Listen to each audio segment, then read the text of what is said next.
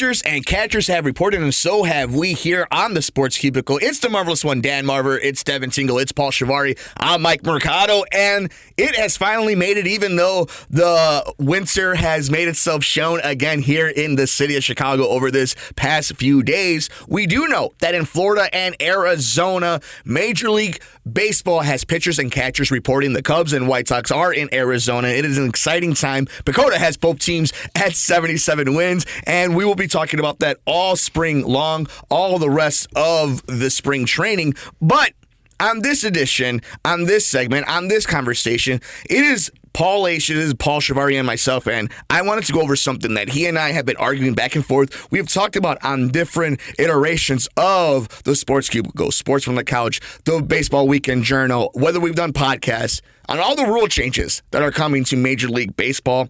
And I actually have a few of them highlighted that I wanted to run through with Paulie and just kind of get his reaction to some of these and see how much he thinks they are going to affect the viewership, how much is going to affect the play on the field, and everything in between. Before we get to that, make sure you're following us on Twitter at Sports Cubicle TV. We're on every Sunday night on WCPT 8:20, 9 p.m. to 10 p.m. And make sure you're checking out the Heartland Signal website if you missed any one of these episodes, or the SoundCloud over at WCPT 820. All right, Paulie. So the shift is changing. Here's the new rule. At the time a pitch is thrown, all four infielders are required to be on the infield dirt or infield grass, with two on each side of second base. Players will be able to move as soon as the ball leaves the pitcher's hand. Originally, infielders who began the game on one side of the field would not be allowed to switch to the other side for the entirety of the game, but that was revised to just each inning. So that's just a basic idea of the new shift rule, okay? Mm-hmm. We'll come back to all these, whatever piques your interest, but the pitch clock. The new rule, pitchers will have 15 seconds to throw a pitch with the bases empty and 20 seconds with a runner on base. Hitters will need to be in the batter's box with 8 seconds on the pitch clock.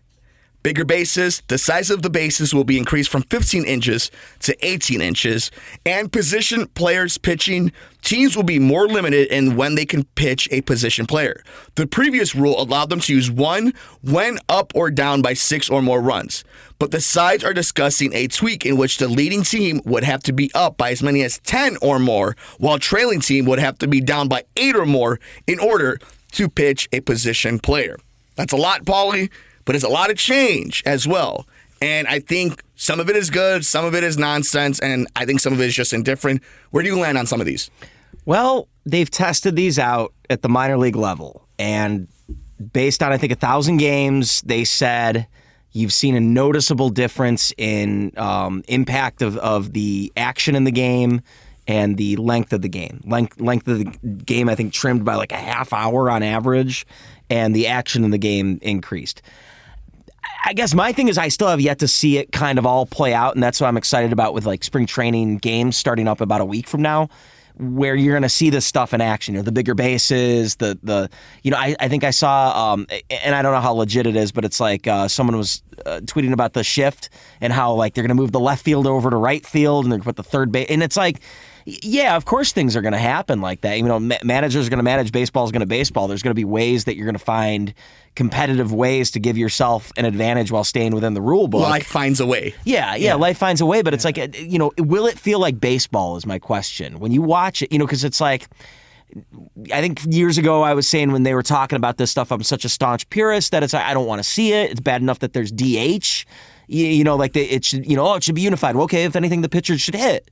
And I hear that the weakest arguments are like, well, they spend too much money on it. Hey, that's not my fault. That's not my problem. That's a bad investment if you want to invest millions of dollars in something that breaks. Okay, that's the game you chose. So it's got to feel like baseball to me. If you know, and I'm going to watch it this year and kind of judge it on that. I think I'll always love the game, but I think I might be kind of deterred if it's not entertaining to me. At the same time, these things set themselves up to provide entertainment. So it should still feel like a fun thing to watch, and it won't take 3 or 4 hours of my life all the time. At the same time, I understand for league play, 162 games, you want to kind of not let it go into extra innings. You want to limit the injuries. You want to give competitive advantages back to the hitter because that's one of the offense is the exciting part of the game. And of course, the more offense, the more time the game's going to take. So you got to find ways to kind of work around that. I totally get all of that, but I don't want to see it in the playoffs. And I don't know. I haven't heard a straight answer on. I know some of these stuff. Some of these things won't be around for the playoffs. Like I don't know about pitch clock exactly. I'd imagine shift. I would imagine some of that stuff like base size, pitch clock, and shift are probably all in play. But I don't know about the extra runner on the second runner base. on second. And I know they've made that official where it's like, they said they were playing around with it and then it would disappear, and then they just made the agreement that it's going to be forever a thing.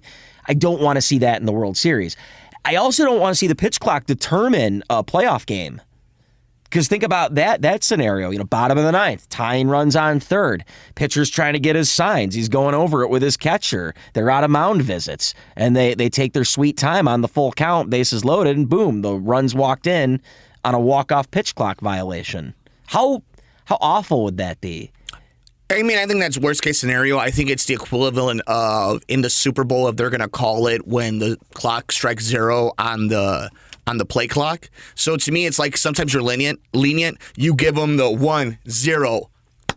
Now it's a flag. I think that'll be in baseball that they're not going, especially if it's bases loaded, 2 balls, 3 balls, 2 strikes. Like I think there is going to be some room, but it is interesting. Are they going to be the same way in the NLDS game 2 of a series between 2 teams? Like how much more, diligence are they going to be about this? I think you make some interesting points on 2 fronts. I think one, the feel of it. I think as long as it's a wooden bat, 9 guys on the field, a guy in the batter's box, and 4 balls, you get to go to first base. 3 strikes, you're out. Yeah, the diamond will still be there. The green monster will still be in Fenway. It's still baseball. I think that'll never go away. I think when it starts changing is like in Futurama where there's a string on the ball. Blurns ball. That's like football. Like here come the robots. Yeah, or whatever. exactly. Yeah. Well, they're coming. They're called umpires. Yeah. But like to me, I get the sentiment of what you're saying. I think more importantly, I think it streamlines the game. It also, even if all this is for naught, it doesn't really mean anything because there's a chance none of this actually means anything. It puts them in the news. It makes it interesting where you have to kind of watch baseball the first few months to see how it changes, how it adapts, if these are actual changes that you'll see on both on the field and for entertainment. And that in itself is exciting because I think what's more important than just speeding up the game, making the game more exciting, the right teams need to be good. That's never going to change. Yeah, the Yankees got to be good. Right, the Dodgers got to be good. The Braves have got to be good. Yeah. Like, we know what it is. So, I think that in itself, I also think the health thing is real. I think making the bases bigger is great. We use Chris Bryant as an example simply because of his strides from home plate to first base, and then when he would make that cut from first to third, they're long strides. These dudes are huge. These are bigger athletes. So to make the base a little bit bigger, the way the contact will be made, just all that, I think it's better for ankles and it's better for the defenseman, the third baseman, the shortstop, the second baseman from getting hurt. So I'm with you on that. All of this might be totally normal to children that are being that are born right now. Yeah. You ask them 40 years from now, what's baseball? All of this will probably feel normal to them. Right. And I'm sure the game would look a lot different if you and I took a time machine and went back to those fields during the Civil War or seeing the American Association in the late, 20th century or late 19th century, seeing the dead ball era, so there's been various, iterations of the game of baseball. These are some heavy rule changes, but you and I weren't around in 1973, and I'm sure designated hitter was just devastating to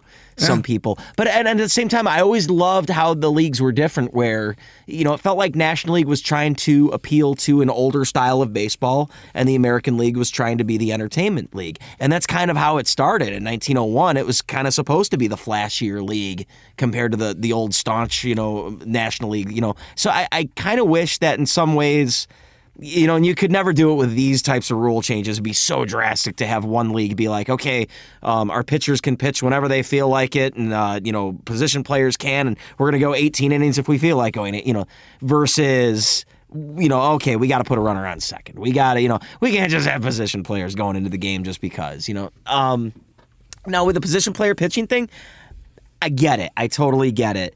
But at the same time, if the point was to increase offense and the long ball, chicks dig the long ball, how many times have you seen some position player get rocked by someone? So At the same time, usually when that happens, everyone's itching to get home and get out of there and move on to their day. Yeah, it is. You're right. Calories. It is garbage time. It's all that. I get that, but I don't know, man. It just feels like too many tweaks where it's like, was the product that flawed to begin with? And I don't think so. No, I do think it's kind of the equivalent of a restaurant just putting a new paint job, changing up the menu a little bit. Because the game isn't changing. The stars are still the stars. The Dodgers are still spending so much money. We'll see what the Padres do. Like, the ingredients are still there. The chef is still there. It's just kids aren't going there. Okay, McDonald's would be a perfect, just like Major League Baseball, McDonald's has been there for a long time. It's been there for an hour. It's been number one. So you think like, okay, they still got French fries, but they're not cooked in the beef tallow anymore. Yes. It's like, the beef tallow, it didn't appeal to people that are have to have a halal diet or whatever. And that's it's the thing. Oh man, all right, we got to appeal to everyone. All right. And now they're becoming a much more hipster, local spot, and they're trying to. And I have to give them credit that they're doing something. That they're trying to tweak the game. How much of this sticks? I don't know. My whole thing about the runner in second has always been, you have 9 innings. You should be able to score. If you can't, because it's inherently the game, you have the 10th inning, you have the 11th inning. I believe starting in the 12th inning of any Major League Baseball game, you should be having a runner in second base. I don't think not in a playoff game. No, I think come playoffs, everything kind of. You're saying tweak the rule so it's not the 10th inning. No, it's, let baseball be baseball. And I also think the rule that needs to be installed is the 7th inning doubleheader. That needs to be completely installed. And if we want to reduce... Wait. You want the 7th inning? I want the 7th inning doubleheader. No, I don't want that. And I want it one specific day. I want it one Sunday every month that every team plays a doubleheader Sunday. But then for the sake of competition, though, you've got to somehow balance that in a way. That's their job. Just against, but just against divisional opponents or just against your interleague opponent. But we're never going from... what I'm saying? Of course, and it's smart. No, it's a great input. But I think my whole thing is we're never going to go from 162 to 152. We're never going to... No, and that's you need to do doubleheaders. It really should go back down to 154 because that's what it used to be. So go doubleheader. Yeah. 7th inning doubleheader. It's healthy. It's good for Sundays to turn around travel days, get these teams to play and get them going. And I'm with you. I'm with you on that. I guess I could see that, but it's, what I'm saying, for the sake of fair competition, or, they'd have to have it where just against your divisional opponents 5 times a year, whatever it is. No doubt. I just think, let's think about stuff like that. Yeah. Let's not just change for the sake of change, but if we're going to, let's have a reason behind it. And I think that's what's important about it. But I love having this conversation with you because it puts baseball in the zeitgeist of, let's see what they do. Let's see what this baseball, the fandom, social media does with the free agency of Shohei Ohtani coming down. With so many teams up for sale. With the Cubs and White Sox locally can go any direction. The Bally Sports Regional deal bankruptcy. So there's how that might affect blackout restrictions. So we're in a good way that we've complained about for years. And it just goes into everything we're talking about where this is the moment now where also streaming, we saw what happened on Apple TV. We'll see what baseball does.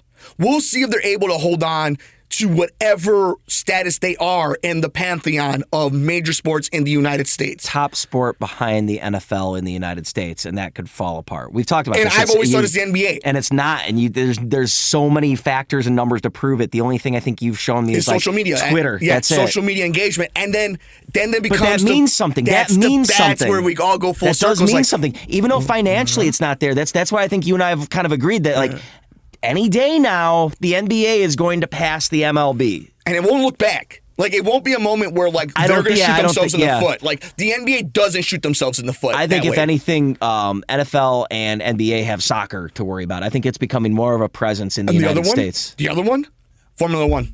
Yeah. Formula One has a really good chance of taking storm. Because internationally, that's really big, but at the same time, it's had a foothold in the United States for a while. I think that's the one. What my thing is, I think that's the one. I think if anything, it'll probably NASCAR goes down, Formula One goes up. And that could be a thing too. And it's not like NASCAR's not huge in this country. I was in Florida for Christmas, but it's not it doesn't feel like it's as big as it used to be. Daytona 500 this coming up weekend, isn't it? So it just goes to show it's still a big deal. But I've been kind of hearing people. It's kind of like baseball where you're losing some of the old heads because it's not the same sport that it used to be. But you see how, I understand, I'm going to be 33 this year, but we're still young enough.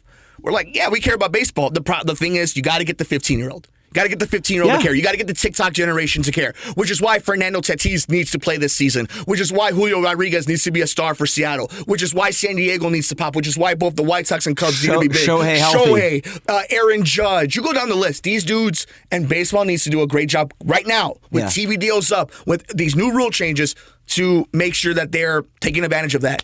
With that, Paulie Dangerous is one of the best in the business. Baseball Weekend Journal, it is that time of year. It is his time of year. We know when March Madness is around that corner, the madness is just beginning for Paul Chivari. Paulie, you're going to be working on stuff?